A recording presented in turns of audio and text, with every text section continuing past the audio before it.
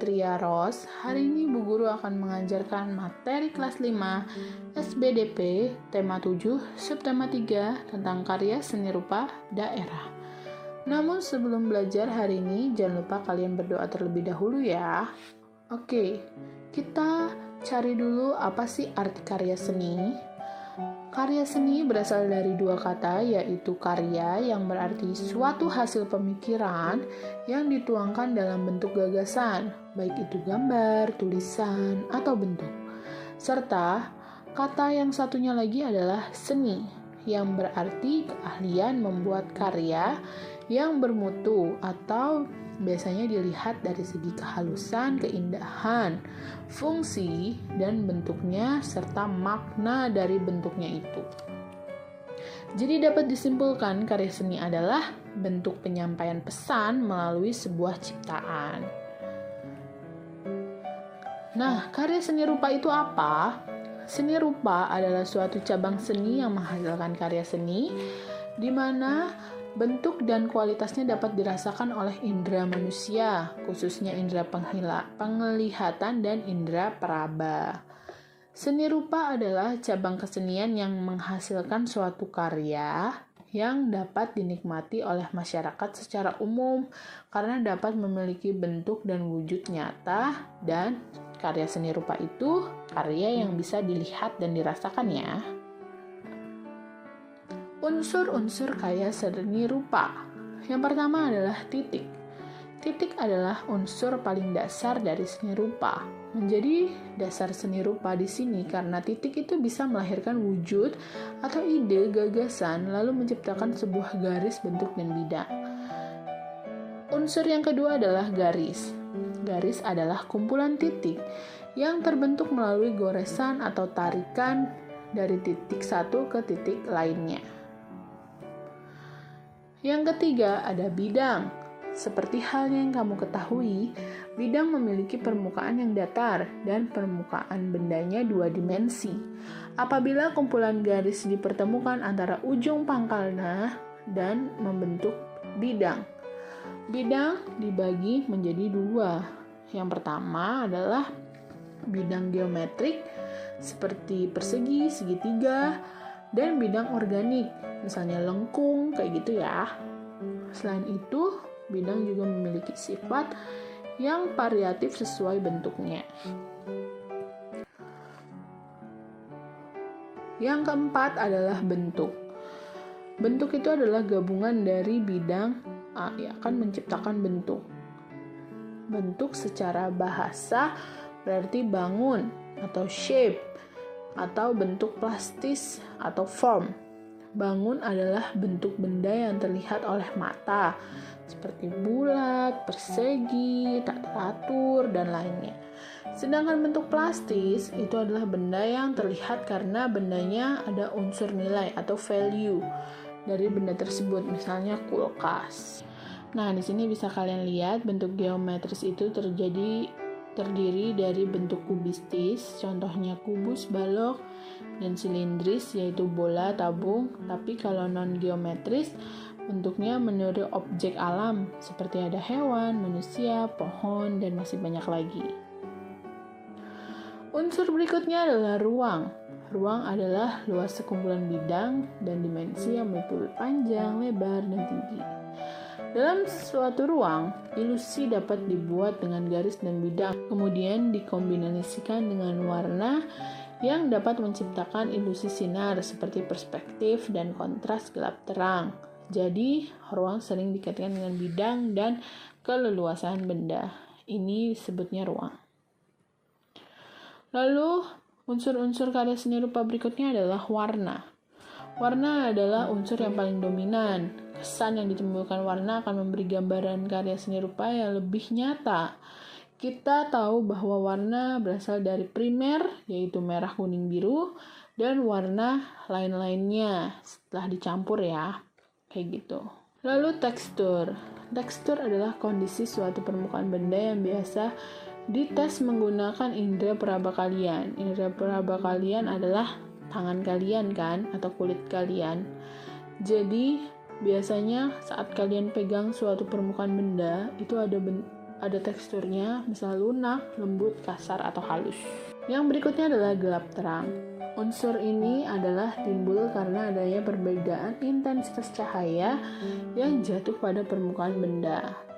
Nah, perbedaan ini tuh sering muncul karena tingkat warnanya yang berbeda, di mana bagian sisi yang terkena cahaya akan lebih terang, sedangkan bagian sisi yang sedikit terkena cahaya akan lebih gelap.